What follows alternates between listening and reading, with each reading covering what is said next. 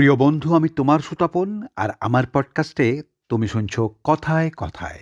আজ শুধুমাত্র তোমাকেই শোনাবো টালিগঞ্জে একমাত্র মহানায়িকা সুচিত্রা সেন থাকতেও সেই সময়ই মাধবী মুখোপাধ্যায়ের মতো একজন অনামী অভিনেত্রীর প্রেমে কেন পড়লেন সত্যজিৎ রায়ের মতো বিশ্ববরেণ্য পরিচালক। আর এই প্রেমের জন্য কেনই বা মাধবীকে একটা নয় দুটো নয় 60-60টি ঘুমের ট্যাবলেট খেয়ে হসপিটালে ভর্তি হতে হলো। কেনই বা আজীবন মাধবীকে অচ্যুত করে রাখলেন তার অভিনেতা স্বামী নির্মল কুমার?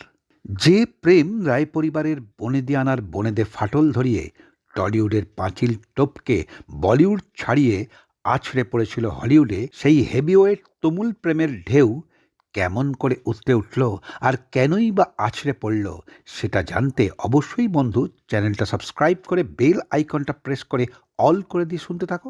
পরম শ্রদ্ধেয় সত্যজিৎ রায় এবং শ্রদ্ধেয়া মাধবী মুখার্জির বদনাম ছড়ানোর জন্য কিন্তু এই ভিডিও নয়।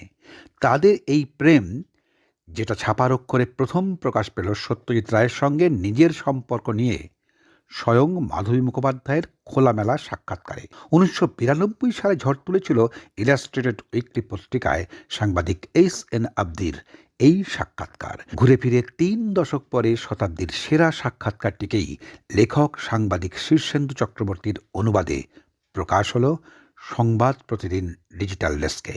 তার সঙ্গে 2026-এর ফেব্রুয়ারি মাসে Hindustan Times news, TV9 Bangla news, Times of India, online ABP আনন্দের প্রতিবেদনের তথ্যের ভিত্তিতে আমার এই নিবেদন। 1962 সালে মহানগর ছবির আরতি চরিত্রের জন্য যখন নতুন মুখ খুঁজছেন সত্যজিৎ, ঠিক সেই সময় ঋত্বিক ঘটকের সুবর্ণরেখা দেখেই মাধবীকে পছন্দ হয়ে গেল তাঁর। টালিগঞ্জ থেকে দাঁতে দাঁত চেপে মাধবীর লড়াইয়ের কথা শুনেই তাকেই নিজে ফোন করে বললেন, তোমাকে আরতি হিসাবে চাই, কালকে আমার বাড়ি এসে চিত্রনাট্য পড়ে নিও। সত্যজিতের কথা বিশ্বাস করতে পারেননি বলেই মাধবী ঠিক করে নিলেন সত্যজিতের সঙ্গে দেখা করবেন না, কারণ তার মনে হয়েছিল এই সাক্ষাৎকার বেকার। তাই সত্যজিৎকে অন্যের মারফত তা জানিয়েও দিলেন। কিন্তু মাধবীর সমস্ত ভাবনাকে নস্যাৎ করে দিয়ে মাধবীর বাড়িতে লোক দিয়ে রীতিমতো গাড়ি পাঠিয়ে ডেকে আনবার ব্যবস্থা করলেন স্বয়ং সত্যজিৎ রায়। তার এই আচরণে বিশ্বাস না করেও মাধবী উঠে পড়লেন সত্যজিতেরই পাঠানো গাড়িতে। চলন্ত গাড়ির ভেতর থেকে গাড়ির জানলার কাঁচের বাইরে চেনা কলকাতার অচেনা রূপ ধরা দিল মাধবীর চোখে। নিজের স্ট্রাগলে ক্লান্ত শহর দেখা মাধবীর মায়া জড়ানো চোখেই সত্যজিৎ রায় খুঁজে পেলেন তার মহানগর ছবির আরতিকে। বাংলা ছবির ইতিহাসে নতুন অধ্যায় যোগ করে মাধবীর ক্যারিয়ারে যোগ করে দিলেন প্রথম মাইলস্টোন, মহানগর। মাধবী মুখোপাধ্যায়ের সঙ্গে সম্মিলনে পরপর দুটি সিনেমা করলেন সত্যজিৎ রায়, মহানগর আর চারুলতা। পরের বছরই মুক্তি পেল মাধবী অভিনীত সত্যজিতের কাপুরুষ। পরপর মার কাটারি সাফল্যের পরেও কিন্তু মাধবীকে আর দেখা গেল না সত্যজিতের ছবিতে। তাদের দুজনের চাওয়া পাওয়ার একান্ত ইচ্ছের গরম কড়ায় আচমকা ফ্রিজের জল ঢেলে দিলেন বিজয়া রায়। ফলে সত্যজিৎ মাধবীর একসঙ্গে কাজ করাটা আর হলো না। সাক্ষাৎকারে মাধবী নিজেই বলেছেন, মহানগরের শেষ দিনের শুটিংয়ের কথা তিনি কখনোই ভুলবেন না। শেষ দিনের শুটিং ছিল আউটডোরে। সেদিন সত্যজিৎ রায় বলেছিলেন, আবার কবে আমরা একসঙ্গে কাজ করব। আমি এই কথার কোনো উত্তর দিতেই পারিনি, কারণ মাধবী ভেবেছিলেন তিনি সত্যজিৎকে বলবেন যে আমি তার সঙ্গে আবার কাজ করতে চাই। উল্টে তিনিই মাধবীর সঙ্গে কাজ করতে চাইছেন। এর পরের ছবির চারুলতাতেও মাধবীকে নিয়েই নিলেন সত্যজিৎ। উদ্বাস্তু পরিবারের মেয়ে হওয়ায় সমাজের উঁচু তলাটা সম্পর্কে তেমন কোনো ধারণাই ছিল না মাধবীর। অথচ তিনি যে চারুর চরিত্রে অভিনয় করতে যাচ্ছেন, সেই চারু কিন্তু সমাজের উঁচুতলার মানুষ।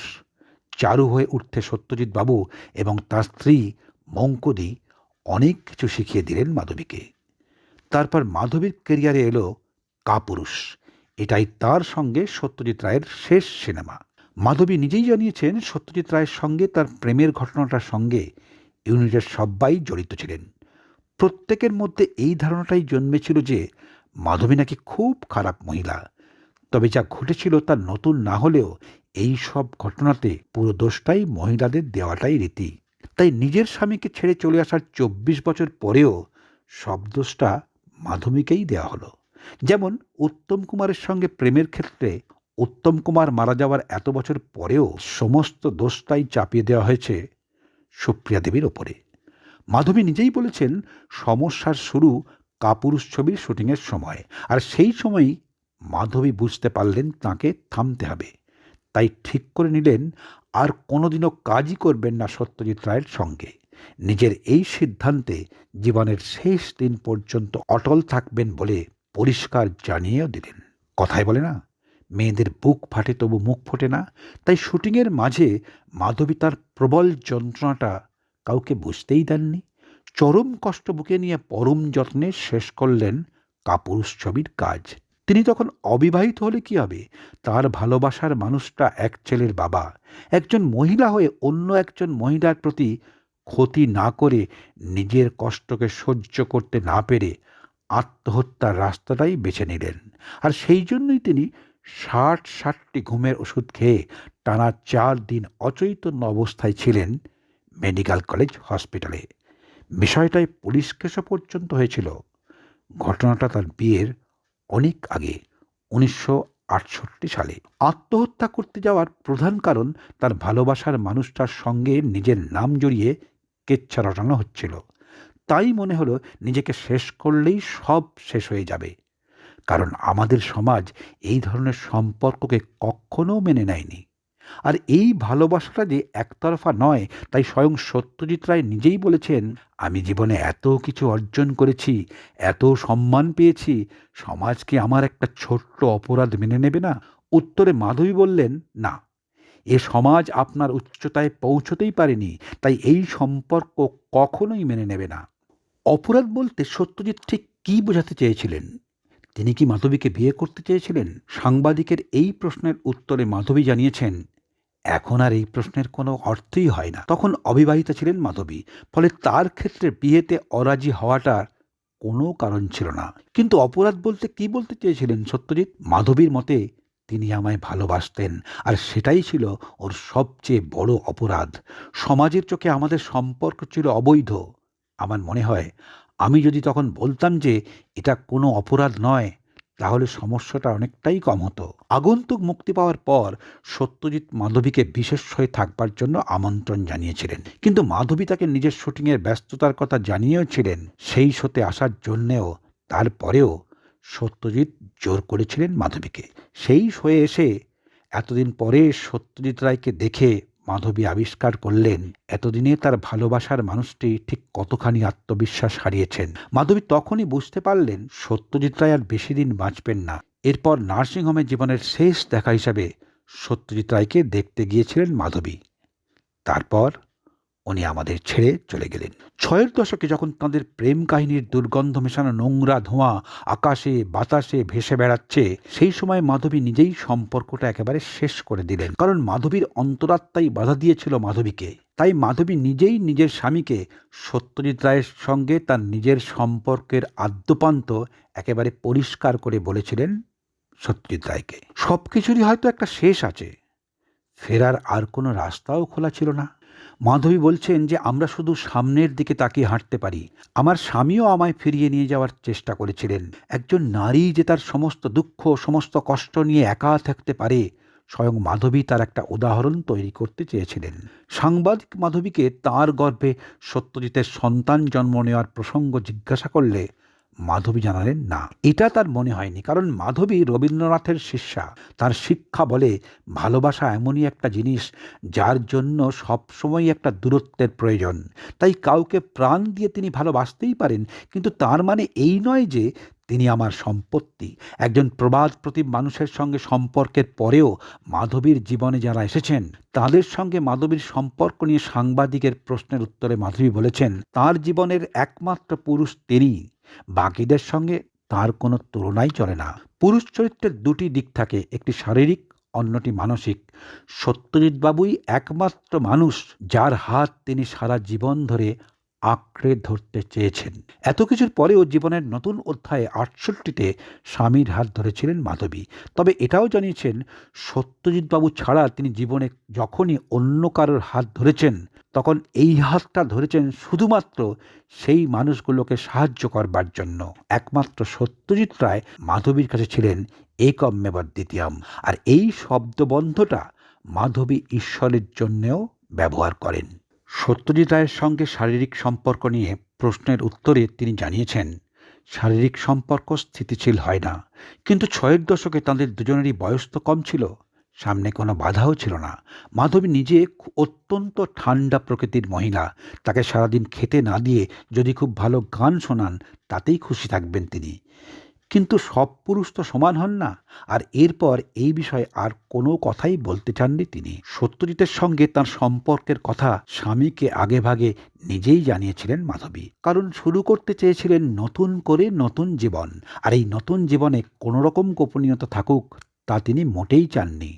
ভালোবাসার জীবনে টানা দুঃখের রাস্তায় ক্লান্ত হয়ে চলতে চলতে নতুন করে পথ খুঁজেই চলতে চেয়েছিলেন সেই আগত নতুন ভালোবাসারই জীবন।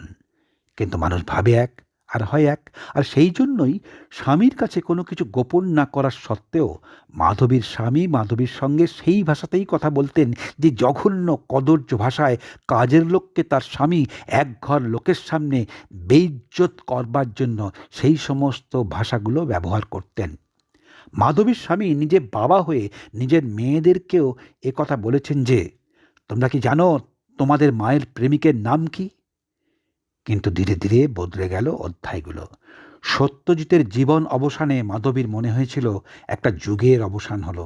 এমনকি এই ঘটনার সঙ্গে প্রত্যক্ষ পরোক্ষভাবে যুক্ত সববারই একই রকমই মনে হয়েছিল।